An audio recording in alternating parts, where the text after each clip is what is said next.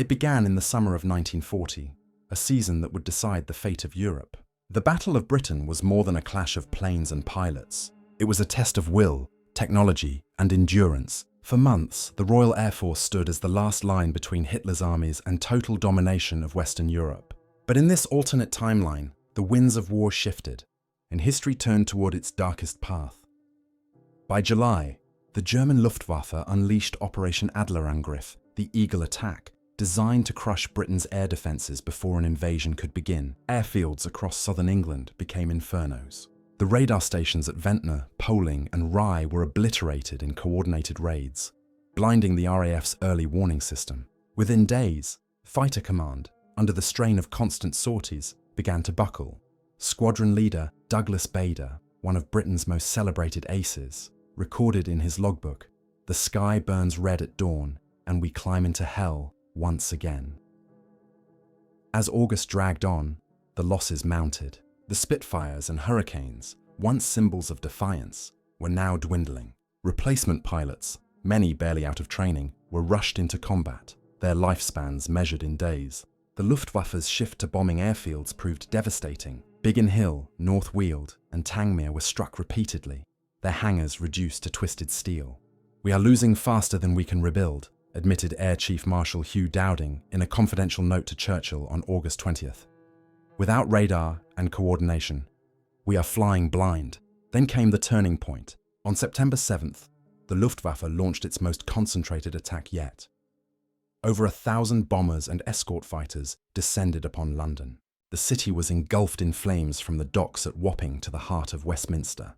Tens of thousands sought refuge in the underground stations, listening to the drone of Heinkels and Dorniers overhead. In this alternate history, the RAF's response was too late. Fighter Command, crippled by previous losses, could not mount an effective counterattack. The city burned for 3 days. The psychological toll was catastrophic.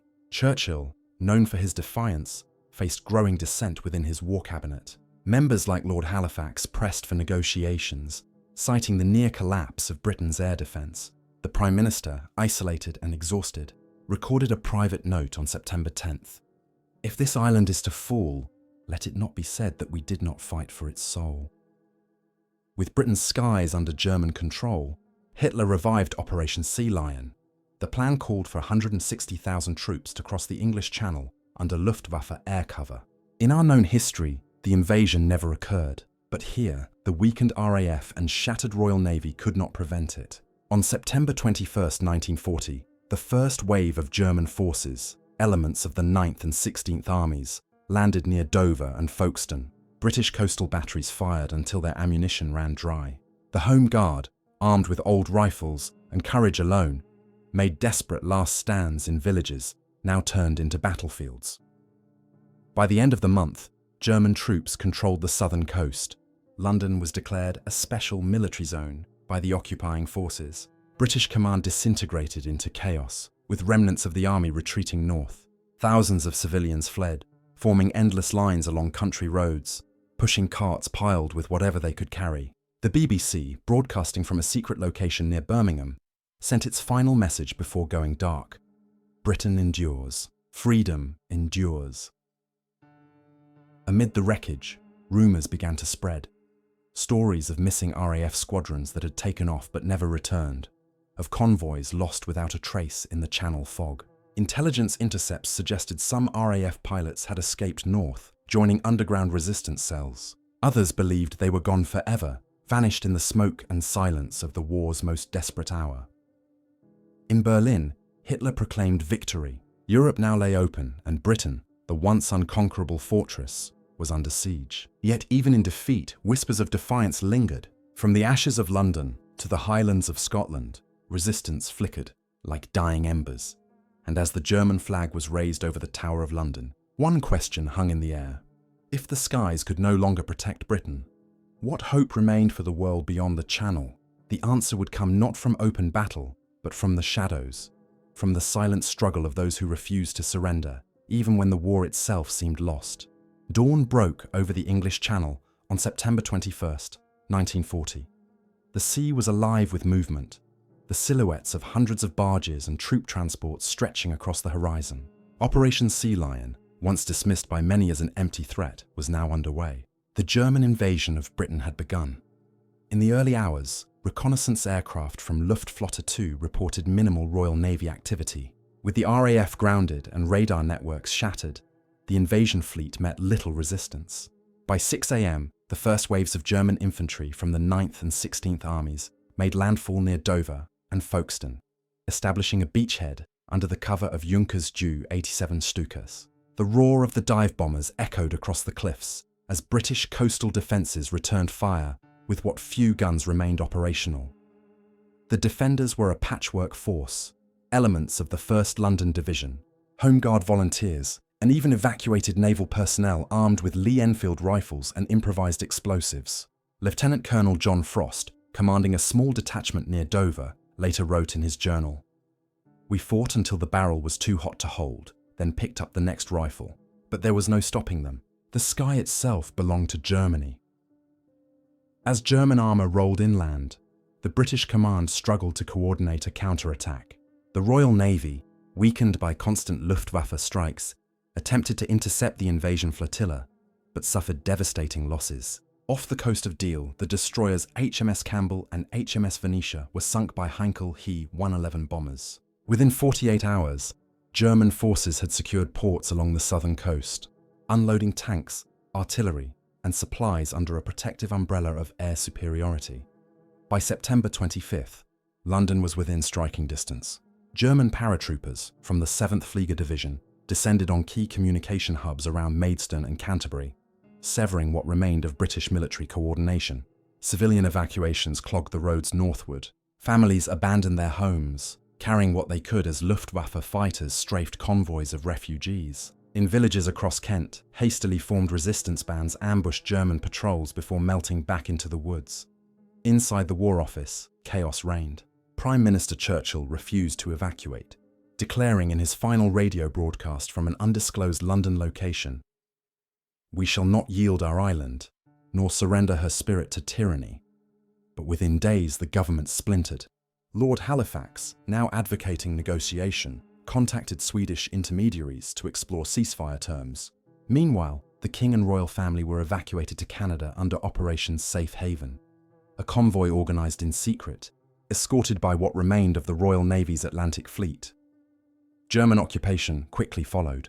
London's central districts were cordoned off as German command established its headquarters in the War Office building on Whitehall.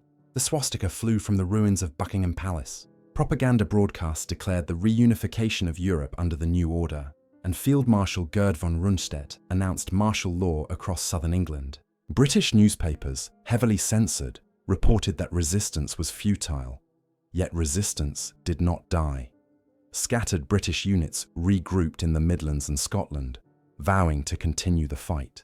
Among them was what remained of the RAF's 303 Squadron, the famed Polish fighter unit. Having retreated north with a handful of operational Spitfires, they began conducting unauthorized night raids on German convoys. Their operations, though small, ignited hope.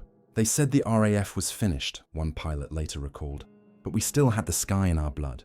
Meanwhile, intelligence from intercepted German communications suggested something peculiar. Missing transport ships, vanished patrols, and entire regiments cut off from their supply lines near Hastings.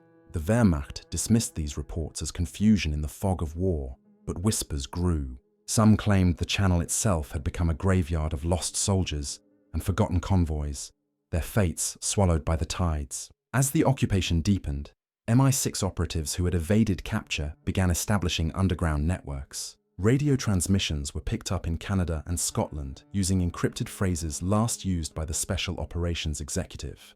They spoke of Operation Sanctuary, a covert effort to evacuate scientists, intelligence officers, and key personnel from occupied Britain.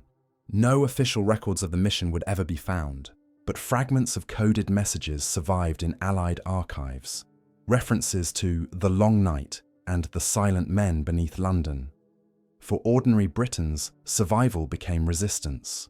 The blackout that once hid them from bombs now hid secret meetings, sabotage plots, and acts of quiet defiance. Even as German patrols enforced curfews and rationing, the Union Jack appeared mysteriously painted on walls by morning. a silent reminder that not everyone had surrendered. By late October, German control of the southern coast was absolute, and Hitler ordered the consolidation of Fortress Britain. Yet reports continued to reach Berlin of mysterious disappearances among the occupation forces, patrols vanishing in the ruins of London, convoys lost along fog-shrouded roads, and coded transmissions the Germans could never fully decipher. As one German officer noted in a confiscated field journal, "We have conquered the land, but the island itself remains untamed, haunted not by spirits, but by men who refuse to be broken." The Battle of Britain had been lost. The war for Britain's soul had only just begun.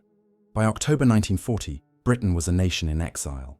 The Union Jack had been lowered over Whitehall, and London, once the beating heart of the free world, now lay under the boot of the Wehrmacht.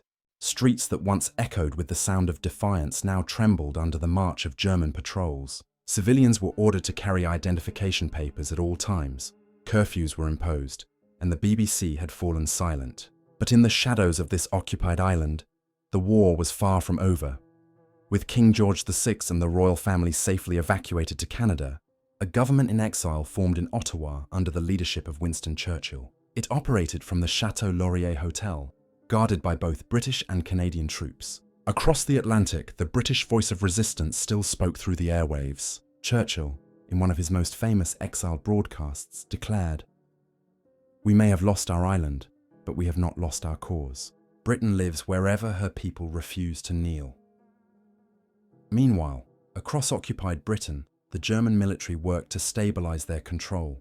The Gestapo established headquarters in the ruins of London's Metropolitan Police Building. Underground stations, once used as air raid shelters, were sealed, their tunnels repurposed as armories and storage depots. Yet, deep beneath the city, something else stirred. In the black tunnels below Piccadilly, the first cells of a secret resistance movement began to form. Codenamed the London Shadow, it comprised former MI6 operatives, soldiers who had evaded capture, and ordinary citizens who refused collaboration. Their operations were guided by cryptic radio messages originating somewhere in Scotland, believed to be transmitted from a clandestine RAF base near Inverness. Among the agents was Major Evelyn Rawlings, an SOE operative whose name would later be found only in declassified fragments. Her reports described sabotaged train lines, assassinations of German officers, and the mysterious disappearance of entire convoys transporting British prisoners south toward the coast. Across the Channel, the Germans faced a growing logistical nightmare. Despite total air superiority, the occupation consumed resources faster than Berlin could supply them. U-boats patrolling the Atlantic reported unexplained losses, entire wolf packs that vanished without distress signals. Officially, these were attributed to bad weather or mechanical failure. Unofficially, whispers spread through the Kriegsmarine of intercepted transmissions using outdated British naval codes, suggesting the Royal Navy still fought, unseen and unaccounted for. The United States, observing from afar, found itself at a crossroads. President Franklin D. Roosevelt was haunted by the fall of Britain. Without the British Isles, there was no staging ground for future liberation, no buffer between America and a continent under Axis rule. In early 1941, the Lend-Lease Act was rewritten to include direct military assistance to the British government in exile. American intelligence, through the newly formed OSS, began covert collaboration with MI6 remnants operating from Canada and neutral Sweden. Among their shared intercepts was one chilling message: "The island still fights, but the enemy walks her streets." In Berlin, Hitler's triumphal mood began to darken. Reports from the Abwehr detailed increasing sabotage in southern England. Communications cables were cut, German trains derailed, and oil depots burned. One particularly alarming event occurred in November 1940, when a munitions train exploded near Croydon, killing dozens of German troops. The cause was never officially determined. Some accounts suggested it was an accident. Others whispered that the London Shadow had struck again. By December, the resistance had spread northward. In Manchester, Birmingham and Glasgow, small cells operated independently but with uncanny coordination. Their supplies, ammunition, radios and medical kits arrived mysteriously via fishing boats on the northern coast. To this day, historians debate who orchestrated these operations. Some believe remnants of the Royal Navy maintained secret supply lines through the Irish Sea. Others suspect American intelligence involvement months before Pearl Harbor drew the US into the war. Within occupied London, the Germans faced another problem: the city itself. The bombed-out ruins provided perfect cover for sabotage. Patrols reported being ambushed by unseen assailants who vanished into the fog. Intelligence officers referred to the perpetrators simply as the ghosts of Whitehall, though there was nothing supernatural about them. They were men and women armed with knowledge of their city, fighting back in the only way they could. As 1941 began, the lines between occupation and resistance blurred. Entire districts in London and Kent became no-go zones at night, avoided even by German soldiers. Civilians were executed in reprisal raids, but it only fueled defiance. The Gestapo's own records, recovered after the war, described London as a city conquered in name, but not in spirit. From Ottawa, Churchill continued his campaign to keep hope alive. He urged Roosevelt for greater involvement, warning that if Britain's fall went unchallenged, the Atlantic would soon belong to Hitler. Yet beneath his speeches lay a quiet mystery: the unconfirmed reports that British commandos were still operating within occupied Britain, striking with surgical precision before disappearing without trace. Were they survivors of retreating regiments or agents sent by the exiled government? Even Churchill's personal secretary noted in a 1941 diary entry, "We receive reports from within London. Impossible yet verified. Someone is fighting our war for us, from the very heart of the enemy." As winter cloaked Britain in silence, the mystery deepened. German records mentioned coded transmissions that could never be traced, each ending with the same phrase: "The island endures." And endure it did. Even as Europe fell deeper into darkness, the quiet heartbeat of defiance continued beneath the ruins of London. By 1942, Europe lay under the iron shadow of the Third Reich. From the Atlantic coast of France to the fields of Ukraine, Hitler's empire stretched without challenge. The fall of Britain had rewritten the war. The United States, though now at war following Pearl Harbor, found itself without the critical ally and staging ground the British Isles had once provided. Operation Overlord, the invasion of Western Europe, was an impossible dream. But in the darkness, whispers spread of another plan, born not in the halls of government, but in the shadows of resistance: the Second Dunkirk. It began with fragments, encrypted messages intercepted by the OSS in late 1942. They were traced to northern Scotland, originating from what Allied maps marked as an abandoned RAF airfield near Wick. The transmissions spoke of coordinated sabotage across occupied Britain and hinted at a larger objective: the retrieval of key intelligence officers trapped behind German lines. One message ended simply: "When the tide turns, we rise again." For months, Allied analysts dismissed these as the desperate signals of stranded resistance fighters. But when a British submarine, HMS Seraph, operating in the North Sea, recovered a floating canister marked SOE Black Section, the narrative changed. Inside were maps of southern England with coded annotations referencing German supply depots, radar installations, and troop movements, all remarkably current. Someone inside occupied Britain was gathering and transmitting live intelligence. The origin of those reports pointed toward the remnants of the Special Operations Executive, SOE, an organization Churchill himself had once tasked to set Europe ablaze.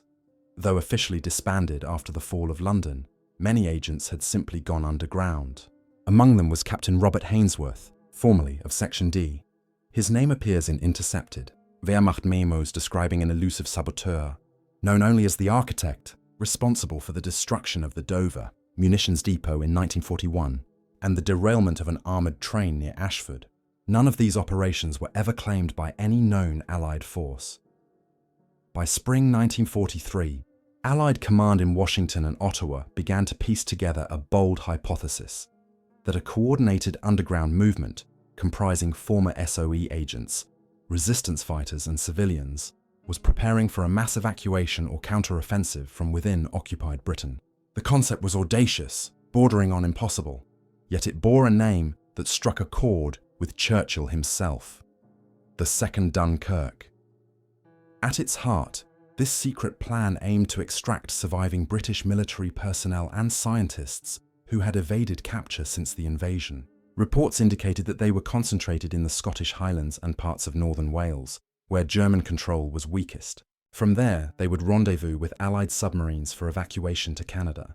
The mission required precise timing and coordination across hundreds of miles of enemy territory, a logistical miracle if true. Meanwhile, the German occupation was beginning to show cracks. In London, Major General Alfred Jodel's headquarters reported rising sabotage incidents, particularly in the Docklands, where mysterious fires destroyed supply warehouses. German patrols discovered abandoned weapons crates labeled in English, containing Enfield rifles and Sten submachine guns manufactured in Canada. Interrogations failed to reveal their source. In a memo to Berlin, Jodl warned, "There is an organized enemy operating under our feet. They are not ghosts, they are soldiers."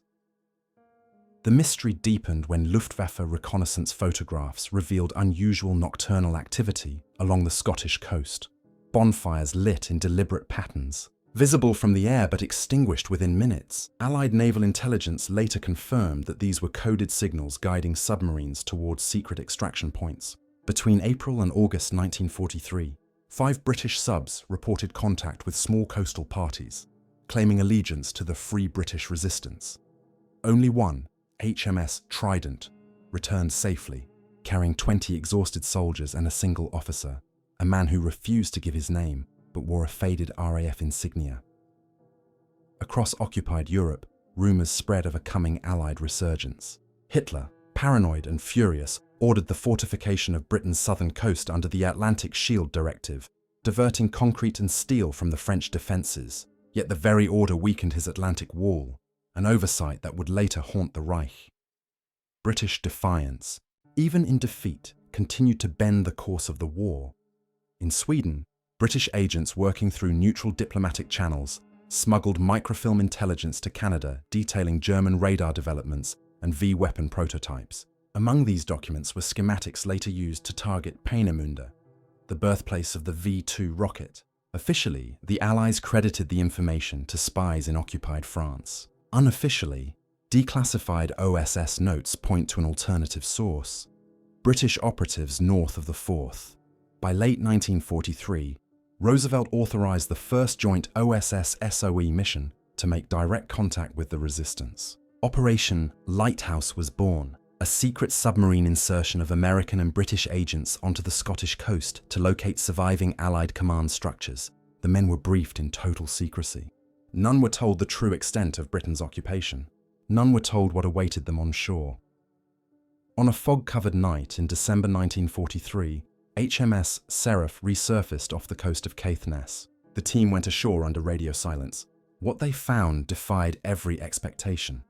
A fully operational airstrip hidden beneath camouflage netting, stocked with fuel drums and crates marked "Property of His Majesty's Government." And waiting in the shadows were men in British uniforms, worn, thin, but alive. Their leader introduced himself with a faint smile. "You're late. We've been holding the line." Operation Lighthouse confirmed what had long been doubted. Britain had fallen, but it had never surrendered. The Second Dunkirk was no fantasy. It was real, and it was only just beginning. Yet as 1944 loomed, one haunting question remained. Could these survivors, hidden in the mist and ruins, truly reclaim their homeland from the mightiest army in history? By 1943, the war had shifted to new fronts: North Africa, the Pacific, and the Eastern Front. But the shadow of occupied Britain continued to loom over every Allied decision. Without its island fortress, the Western Allies faced the daunting prospect of retaking Europe without a launching point. The British government in exile in Ottawa struggled to maintain hope while coordinating from across the Atlantic, and Washington quietly debated a question no one dared speak aloud. Was Britain beyond salvation? American involvement in the war was now absolute. Following victories in North Africa and Sicily, optimism surged, but beneath the surface, military planners faced an inescapable truth. There could be no true liberation of Europe without Britain. Every map, every operation, every invasion plan circled back to that missing cornerstone. The Atlantic convoys, vital for supply lines, were haunted by danger. German U-boats stalked them relentlessly from bases in Portsmouth and Plymouth, now under German control. Allied sailors whispered of ghost convoys, ships that appeared on radar for moments before vanishing, their signals traced to long silent British frequencies. The phenomenon baffled Allied intelligence. Some believed it was German deception, false transponders designed to lure convoys into ambushes. Others argued that remnants of the Royal Navy still operated from hidden bases along the Scottish coast or remote Irish inlets. Declassified OSS reports from early 1943 mentioned sonar pings and Morse signals that matched pre-war Royal Navy patterns. One intercepted message, logged by the destroyer USS Mayrant, read simply, "Convoy secured. Britannia still guards the waves."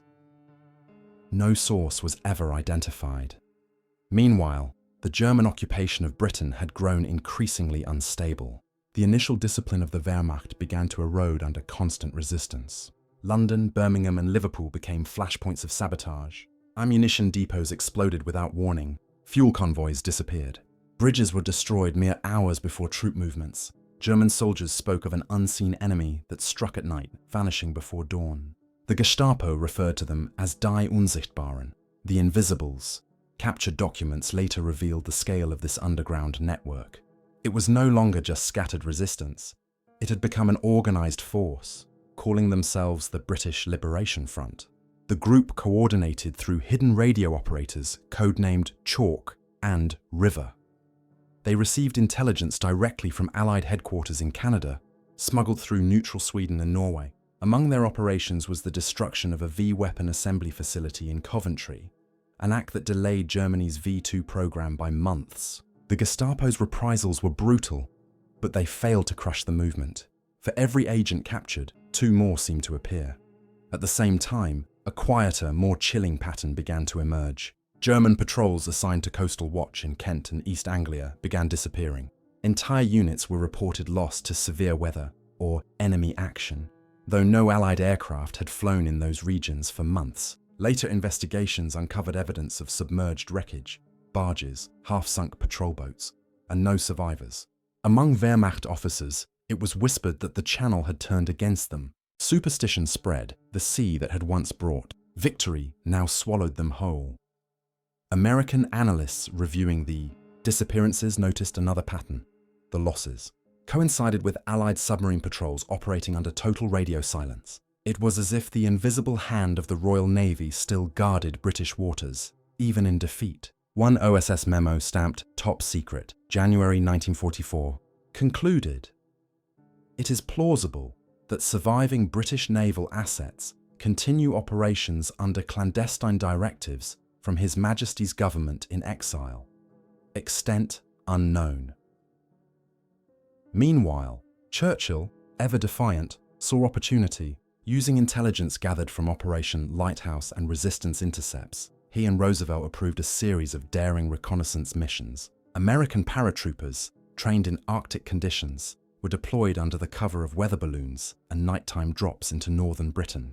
Their goal: make contact with the British Liberation Front and prepare for a coordinated uprising. Operation Iron Tide was born. The mission's first wave landed in February 1944. Of the 200 men who jumped, only 140 were recovered. Survivors reported landing in snow-covered fields outside Inverness, guided by flickering lights arranged in the shape of the letter B.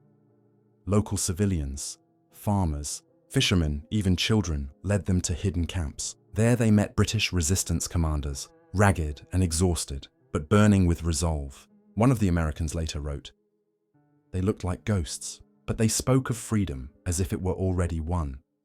From these camps, the plan for Britain's liberation began to take form. The resistance would rise in the north while Allied forces struck from the sea. A mirror of the first Dunkirk, but in reverse. Every act of sabotage, every intercepted transmission, every life risked in the occupied homeland now converged toward a single goal: reclaiming the island. But as preparations advanced, strange reports continued to surface. German convoys along the Channel coasts were vanishing without trace, their last radio calls filled with static and screams. A captured German signal officer confessed that his radar picked up phantom ships, old destroyers flying the white ensign, appearing only for seconds before disappearing. The Allies dismissed it as rumor, yet for those who had once sailed under that flag, The stories carried a deeper truth. The spirit of the Royal Navy, the soul of Britain, had never truly left those waters. By the spring of 1944, the stage was set. The resistance inside Britain was ready to strike. The Allies had begun to gather strength for a daring operation that would either redeem a lost nation or end the war in ruin. And as German High Command struggled to make sense of the vanishing convoys, the coded words from an intercepted British transmission echoed like a prophecy through the fog of war. The sea remembers her sons. The island will rise. By 1945, Europe trembled on the edge of revelation. The tides of war had turned at last. The Soviet Red Army surged from the east, and Allied forces advanced through Italy and the Mediterranean. But for the exiled British government and their American allies, the true objective remained unchanged: the liberation of the British Isles. What had begun as a dream was now on the verge of reality, fueled by whispers from the shadows of occupied London. Operation Eclipse had been approved, a joint British-American assault designed to retake the heart of the fallen empire. The mission's conception was both desperate and brilliant. Intelligence gathered from the British Liberation Front and survivors of Operation Iron Tide revealed that German defences in northern Britain were crumbling. Supply lines had thinned, communication networks were stretched to their limit, and morale was eroding under constant sabotage. The resistance had grown into a nationwide movement, hundreds of cells unified under a single directive: hold until the Allies arrive. On March 12, 1945, a coded transmission reached Ottawa. It carried only 5 words: "The lion's den is open." The meaning was clear: London was vulnerable. That same day, Roosevelt and Churchill approved the execution of Eclipse. The operation would deploy American paratroopers from the 82nd Airborne and surviving British commandos from the 2nd Dunkirk evacuation. Their objective: to infiltrate occupied London, link up with the resistance, and secure key political prisoners, including members of Churchill's original war cabinet, believed to be alive and held in the basement of the former Ministry of Defence. The operation began on the night of April 2nd, 1945. Under heavy fog, C-47 transport planes crossed the North Sea from bases in Iceland, escorted by long-range P-51 Mustangs. Anti-aircraft fire greeted them over the coast, but most made it through. Paratroopers dropped into the outskirts of London, landing in the blackened ruins of Croydon and Greenwich. There they met the resistance, ragged fighters wearing armbands stitched with faded Union Jacks. One American lieutenant wrote afterward, "They spoke in whispers, moved like ghosts. But when they said, 'Welcome home,' it felt like history itself was breathing again." Within hours, firefights erupted across the capital. German garrisons, caught off guard, scrambled to respond. Bridges along the Thames were destroyed to prevent reinforcements from reaching the city centre. Resistance fighters sabotaged power grids, plunging London into darkness. In that chaos, the combined Allied force advanced through the ruins of Westminster toward Whitehall, the symbolic heart of British power. At 4:17 a.m., British commandos breached the fortified basement of the War Office. Inside, they discovered 6 surviving members of the original war cabinet, frail but alive, having endured nearly 5 years of captivity. Among them was Lord Beaverbrook, who reportedly told his rescuers, "We kept the light burning, even in the dark." Outside, the battle for the city raged on. German panzer divisions attempted to encircle the area, but resistance snipers held the rooftops, covering the Allied withdrawal toward the river. As dawn broke over the Thames, an extraordinary sound pierced the morning haze: the wail of air raid sirens, followed by the unmistakable hum of approaching engines. But these were not German bombers. Over the horizon, RAF Mosquitoes, flying the first authorized sortie since 1940, descended in formation. Their insignia, long thought extinct, gleamed in the pale light. They dropped supplies and smoke cover for the retreating Allied forces. For those on the ground, it was the sound of redemption. The battle for London lasted 4 days. German command collapsed amid street-to-street fighting. On April 6, 1945, Allied forces raised the Union Jack above the ruins of Buckingham Palace. The liberation of London was complete. The world, stunned by the sudden reversal, watched as Britain, long presumed lost, emerged from occupation battered but unbroken.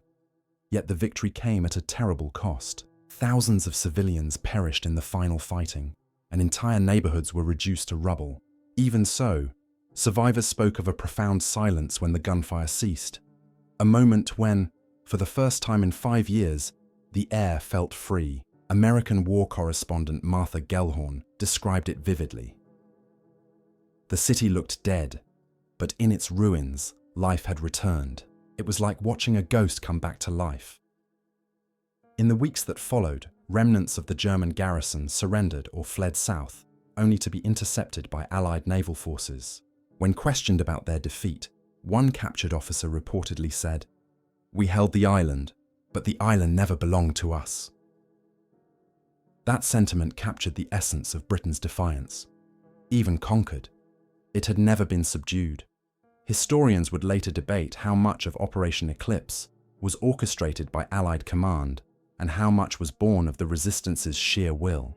Many records remain classified, and some details, such as the fate of Captain Robert Hainsworth and the true origin of the British Liberation Front, are lost to time, but fragments of their transmissions still survive in archives, bearing the final coded words ever sent from occupied Britain.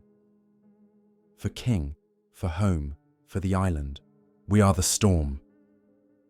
In the aftermath, as the war drew to a close, the world reflected on what might have been. Had Britain not fallen, would the cost have been the same? And if its fall had truly reshaped the war, perhaps its resurrection had reshaped history itself. From the ashes of occupation rose a lesson that endures to this day, that even when an empire collapses, its spirit can outlast its conquerors. And as the sun set over a liberated London, the echoes of those who fought in darkness lingered in the wind, the sound of a nation reborn.